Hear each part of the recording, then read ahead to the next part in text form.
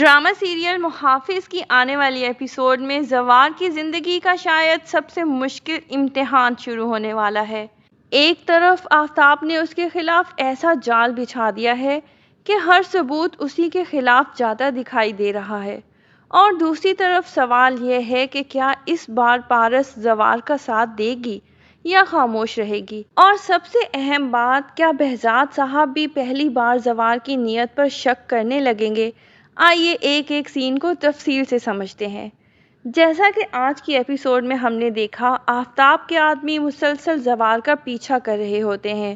جیسے ہی وہ زوار کے ساتھ پارس کو دیکھتے ہیں، فوراً اپنی گاڑی کی رفتار تیز کر دیتے ہیں، کیونکہ آفتاب کا واضح حکم ہوتا ہے کہ اس سے پہلے کہ یہ دونوں گھر پہنچیں، انہیں پکڑ کر میرے سامنے لاؤ، تاکہ سب کو یہی لگے کہ یہ دونوں چھپتے پھر رہے تھے اور میں نے انہیں ڈھونڈ نکالا۔ ادھر آفتاب بہزاد صاحب اور اپنے والدین کے سامنے بھی خود کو ہیرو ثابت کرنے کی کوشش کرتا ہے۔ وہ بڑے اعتماد سے کہتا ہے، دیکھا، میرا شک درست نکلا، پارس زوار کے ساتھ ہی تھی، لیکن اب پریشان ہونے کی ضرورت نہیں، میرے آدمی دونوں کو لے کر بس پہنچنے والے ہیں۔ یہ سن کر بہزاد صاحب بری طرح چونک جاتے ہیں۔ شاید پہلی بار ان کے دل میں یہ خیال آتا ہے کہ کہیں وہ زوار کو پہچاننے میں غلطی تو نہیں کر گئے۔ البتہ اگر غور کیا جائے تو اس ساری صورتحال میں پارس کی ضد بھی کافی حیران کن لگتی ہے۔ زوار نے بار بار اس سے کہا تھا کہ چادر اوڑھ کر خود کو چھپا لو تاکہ کوئی پہچان نہ سکے، مگر پارس نے ضد ہی پکڑے رکھی۔ حیرت کی بات تو یہ ہے کہ سب سے پہلے تعاقب کرنے والوں کو بھی پارس نے ہی دیکھا تھا، مگر ایسے میں بیچ راستے زوار کو بائک روکنے پر مجبور کرنا کسی بھی طرح سمجھداری نہیں لگتا۔ خیر، ڈرامے میں ایسے اتفاقات اکثر دیکھنے کو ملتے ہیں، اسی لیے فی الحال اسے کہانی کا حصہ ہی سمجھ لیتے ہیں۔ ادھر بہزاد صاحب اپنی بیٹی کی واپسی کے انتظار میں سخت بے چین نظر آتے ہیں، جبکہ آفتاب کے چہرے پر خوشی واضح دکھائی دیتی ہے، کیونکہ اسے یقین ہے کہ آج وہ بہزاد صاحب کی نظروں میں سب سے بڑا ہیرو بن جائے گا اور یہ ثابت کر دے گا کہ اگر پارس کسی کے ساتھ محفوظ ہے تو وہ صرف آفتاب ہے۔ دوسری طرف پارس بھی حیران ہوتی ہے کہ زوار تو نوکری چھوڑ چکا ہے اور اب وہ اس کا باڈی گارڈ بھی نہیں، پھر بھی وہ اپنی جان خطرے میں ڈال کر اسے محفوظ طریقے سے اس کے والد کے پاس پہنچانے کی کوشش کیوں کر رہا ہے؟ جب پارس یہی سوال زوار سے کرتی ہے تو زوار نہایت سنجیدگی سے جواب دیتا ہے، آپ کو اندازہ بھی ہے کہ آپ کے اچانک غائب ہونے اور فون بند کرنے کے بعد بہزاد صاحب کس حال میں ہیں؟ روز ڈاکٹر ان کا چیک اپ کرنے آ رہے ہیں۔ یہ سن کر پارس واضح طور پر پریشان ہو جاتی ہے، کیونکہ وہ اپنے والد سے بے حد محبت کرتی ہے۔ ماں کو وہ پہلے ہی کھو چکی ہے، اسی لیے اپنے باپ کو کھونے کا تصور بھی اس کے لیے ناقابل برداشت ہے۔ پارس جب زوار کی باتیں سنتی ہے تو ایک لمحے کے لیے خاموش ہو جاتی ہے۔ اسے احساس ہونے لگتا ہے کہ زوار جو کچھ بھی کر رہا ہے وہ اپنی کسی ذاتی غرض کے لیے نہیں، بلکہ صرف بہزاد صاحب کی خاطر کر رہا ہے۔ مگر جب زوار یہ کہتا ہے کہ اگر مجھے بہزاد صاحب کی صحت کی فکر نہ ہوتی تو یقین کریں میں کبھی بھی آپ کو آپ کی مرضی کے خلاف واپس لے جانے کی کوشش نہ کرتا، تو پارس فوراً غصے میں آ جاتی ہے۔ وہ ناراضی سے کہتی ہے کہ تم میرے باڈی گارڈ ضرور تھے، لیکن میری بات ماننا تو تم نے آج تک سیکھا ہی نہیں۔ اس پر زوار ایسا جواب دیتا ہے جو بظاہر پارس کو بہت برا لگتا ہے، لیکن یہی بات آگے چل کر اسے سوچنے پر مجبور کر دے گی۔ زوار نہایت سنجیدگی سے کہتا ہے، میں بہزاد صاحب کی اتنی فکر اس لیے کرتا ہوں کیونکہ میں نے ایک بات بہت غور سے دیکھی ہے، ان کے آس پاس رہنے والوں میں سے کوئی بھی ان کے ساتھ واقعی مخلص نہیں۔ یہ سنتے ہی پارس کا لہجہ بدل جاتا ہے۔ وہ غصے سے پوچھتی ہے، تمہارا کیا مطلب ہے؟ کیا تم یہ کہنا چاہتے ہو کہ میں بھی اپنے باپ کے ساتھ مخلص نہیں ہوں؟ زوار بغیر کسی ہچکچاہٹ کے جواب دیتا ہے، جی ہاں، آپ بھی نہیں۔ ظاہر ہے یہ جواب پارس کے لیے ناقابل برداشت ہوتا ہے، لیکن اگر زوار کی بات پر غور کیا جائے تو وہ اپنی جگہ ایک دلیل بھی رکھتا ہے۔ وہ پارس کو سمجھاتا ہے کہ اگر کوئی شخص واقعی اپنے والد سے محبت کرتا ہے تو وہ ان کی پریشانیوں میں اضافہ نہیں کرتا بلکہ انہیں کم کرنے کی کوشش کرتا ہے۔ اگر بہزاد صاحب کو یہ لگتا ہے کہ اس شہر میں پارس محفوظ نہیں ہے اور وہ چاہتے ہیں کہ وہ کچھ عرصہ کسی دوسرے شہر یا ملک میں رہے، تو یقیناً یہ فیصلہ ان کے لیے بھی آسان نہیں ہوگا، کیونکہ باپ خوشی سے اپنی بیٹی کو خود سے دور نہیں بھیجتا، مگر وہ یہ سب صرف اس کی حفاظت کے لیے سوچ رہے ہیں۔ لیکن پارس اپنی ضد پر قائم ہے۔ جب سے وہ واپس آئی ہے، بہزاد صاحب ایک دن سکون سے دفتر بھی نہیں جا سکے۔ ہر روز ایک نئی پریشانی، ایک نیا خطرہ اور ایک نئی کشمکش ان کے سامنے کھڑی ہو جاتی ہے، اور پورا گھر اسی فکر میں مبتلا رہتا ہے۔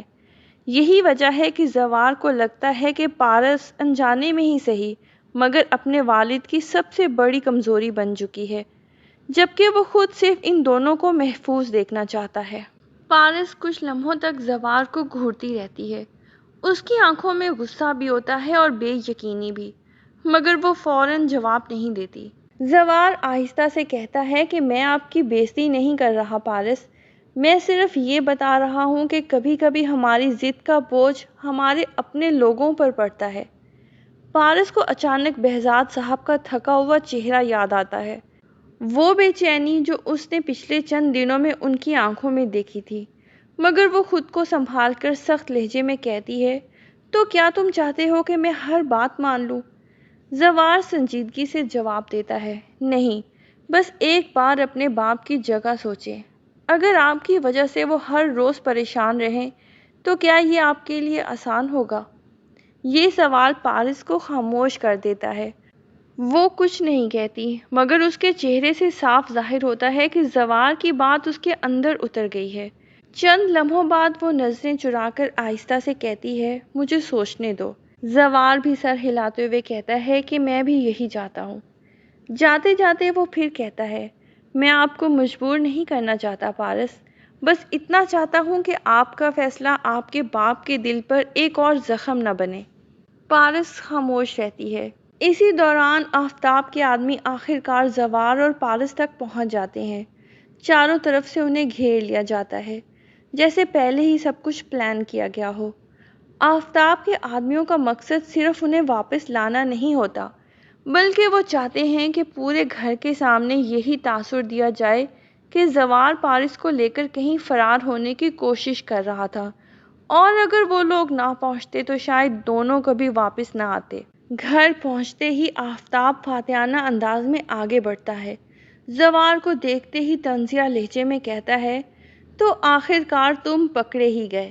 تم نے کہا تھا کہ پارس تمہارے ساتھ نہیں، لیکن حقیقت سب کے سامنے آ گئی۔ یہ سنتے ہی زوار کا صبر جواب دے جاتا ہے۔ وہ آفتاب کی طرف بڑھتا ہے اور ایک زوردار مکہ اس کے چہرے پر دے مارتا ہے۔ چند لمحوں کے لیے پورا ماحول ساکت ہو جاتا ہے۔ آفتاب بھی غصے سے آگے بڑھتا ہے، مگر اس سے پہلے کہ معاملہ ہاتھا پائی تک پہنچے، بہزاد صاحب دونوں کو سختی سے روک دیتے ہیں۔ اس کے بعد بہزاد صاحب کی نظریں سیدھی زوار پر جم جاتی ہیں۔ ان کے لہجے میں غصے سے زیادہ مایوسی ہوتی ہے۔ زوار، یہ سب کیا ہے؟ آخر حقیقت کیا ہے؟ یہ سوال سن کر پارس بھی چونک جاتی ہے، کیونکہ پہلی بار اسے محسوس ہوتا ہے کہ شاید اس کے والد بھی آفتاب کی باتوں سے متاثر ہو چکے ہیں، اور اگر واقعی بہزاد صاحب کے دل میں زوار کے لیے شک پیدا ہو گیا تو یہ زوار کے لیے شاید سب سے بڑا دھچکا ہوگا، کیونکہ جس شخص کی وفاداری پر اسے سب سے زیادہ فخر تھا، آج وہی اس کی نیت پر سوال اٹھاتا دکھائی دے رہا ہے۔ ادھر پارس مزید خاموش نہیں رہتی اور اپنے والد سے کہتی ہے، ڈیڈ، زوار نے میرا اغوا نہیں کیا۔ اگر یہ وقت پر نہ پہنچتا تو شاید آج میں آپ کے سامنے نہ ہوتی۔ یہ سن کر بہزاد صاحب خاموش ہو جاتے ہیں، مگر آفتاب فوراً کہتا ہے، انکل، اس کی باتوں میں نہ آئیں۔ اگر زوار بے قصور تھا تو اس نے پہلے جھوٹ کیوں بولا؟ اور یہ دونوں 2 دن کہاں تھے؟